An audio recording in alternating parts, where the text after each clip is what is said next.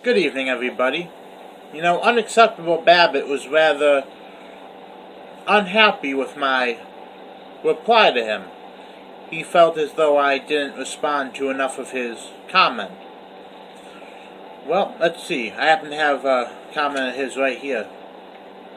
He says, quote, "You're not going to address a single thing I said and disregard it all with a single, no, you're wrong? Why, unacceptable Babbitt. How'd you know? That's exactly what I'm doing, and this is Sunday Apologetics. Thank you for tuning in. When I first started Sunday Apologetics, you may remember I used to ask to send in suggestions for what the next video should be about. Someone actually did and asked me to address the author of the Gospels. At the time I didn't want to, I didn't think it was important, I didn't feel up to it, but today we're going to be addressing who wrote the Gospel of Mark and how do we know. Sadly enough, I can't find the person in my messengers or in my group who was the one who suggested this to me way back before I even did the first video on YouTube. So I hope he sees this, because I finally am just now making a video of his suggestion. So yeah, who wrote the Gospel of Matthew? Well, Matthew was a tax collector. He was said to be rather greedy. And that's about all we know about him on a personal level. But if we look at the Gospel of Matthew, despite what atheists say, we are not helpless when it comes to trying to figure out who it was that wrote the Gospels. Through the art of textual criticism, we can pinpoint some things.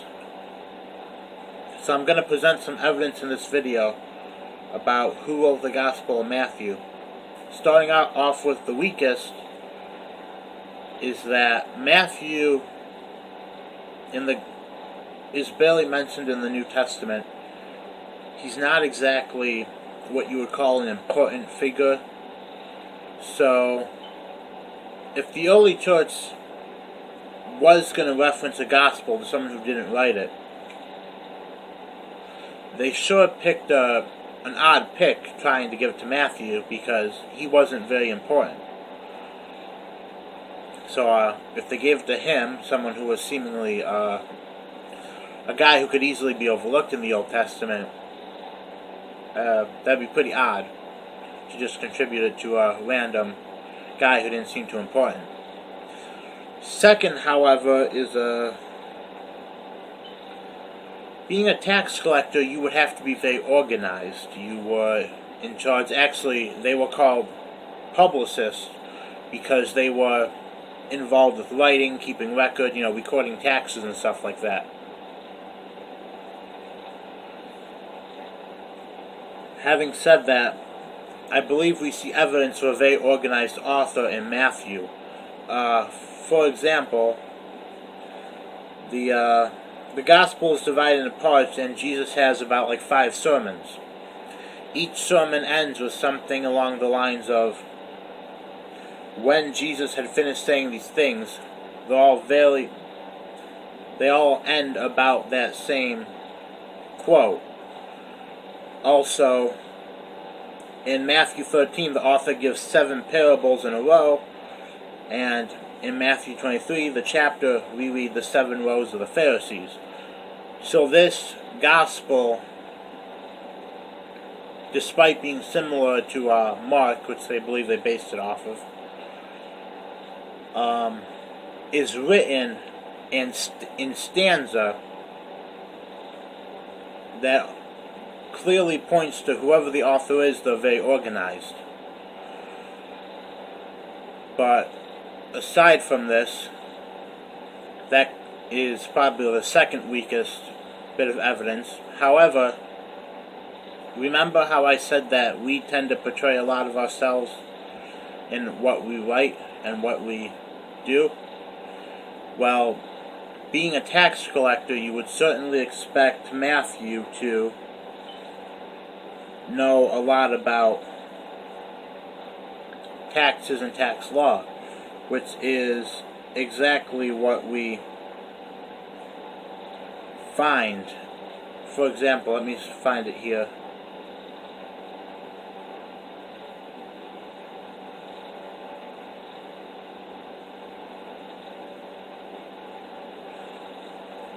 In the Lord's Prayer,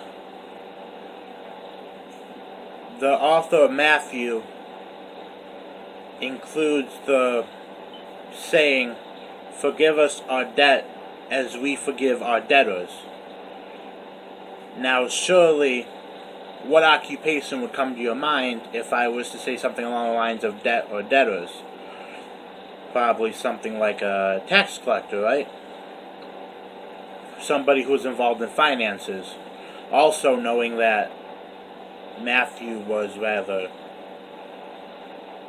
greedy or had money on his mind a lot, it certainly would seem that if he was to write, he would write it from a financial or money-obsessed standpoint, which, when he wrote down the Lord's Prayer as "Forgive us our debt as we forgive our debtors," certainly that would seem that it was from a financial standpoint. Also, the author of Matthew seems to be familiar with tax terms and tax laws.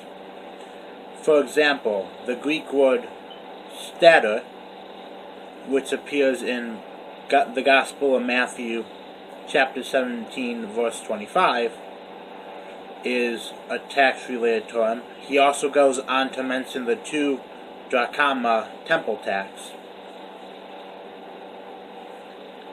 So, what we have is a gospel ascribed to an unlikely person.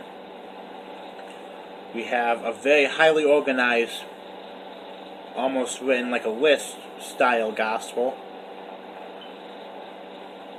It's believed to have been written by a guy who thought a lot about money or was involved with money. It includes 2 monetary terms, and it actually goes on to include some tax law and some other Greek terms relating to taxes. Now, I know right off the bat some of you atheists out there probably have some objections, and I'm going to answer perhaps the biggest one. But Trey, most scholars believe that Matthew was based off of Mark. And Mark wasn't an eyewitness or wasn't a disciple to Jesus or his works. So how is it reliable? Doesn't that completely destroy the Gospel of Matthew? Well, no, because if John Mark is the guy who the majority of scholars are pretty much on board with. John Mark wrote the Gospels. Having said that, if he never even met Jesus, how does he know anything about him? How does he know who Jesus was or what he did? This seems very damaging, and in turn damaging to the Gospel of Matthew if you don't know the answer to this. However, this can be very easily explained away by the fact that John Mark, was a traveling companion of, wait for it, Peter, Jesus Christ's own brother. Having said that, if Mark is writing down about Jesus, who's he getting it from? Well, the only logical standpoint would be from Peter. Everything that is written down in Mark's Gospel is basically details or narrations that he's getting from Peter. As a matter of fact, hold on a second.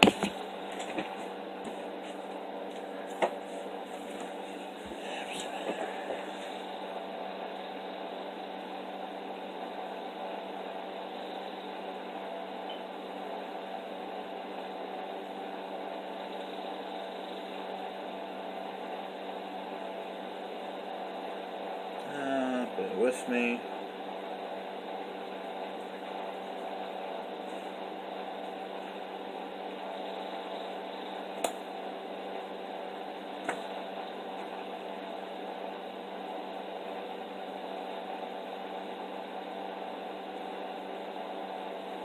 Well, I can't seem to quite find it. However, I got a book I wanted to show a picture of.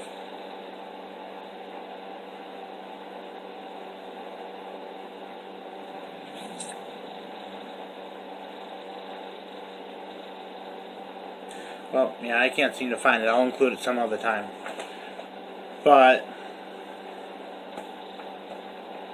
nonetheless, the fact that Matthew is based off of Mark can't really be used to discredit it if Mark is the narration or the recordings or the details of Peter, which is the only logical conclusion, because John Mark otherwise wouldn't even know that Jesus Christ existed or anything about him or who is Jesus Christ.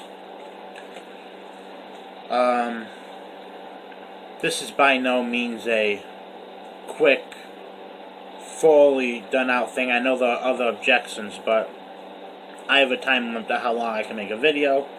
Having said that, I'm just gonna end the video here.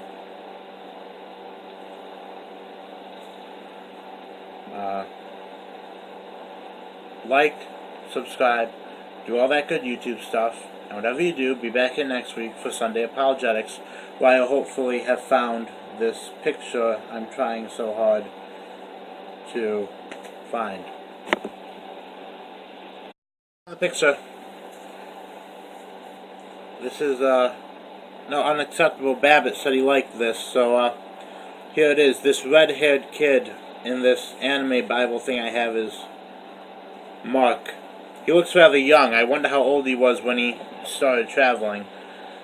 I have to fact check this. Talks about this in Book of Acts, chapter 13, verses 4 through 13. Look that up in the actual Bible sometime. For a fun drinking game, take a shot every time I say in this video. It's, I didn't have a script. I was busy working all day. That's why this video is so late. So, yeah. Have fun.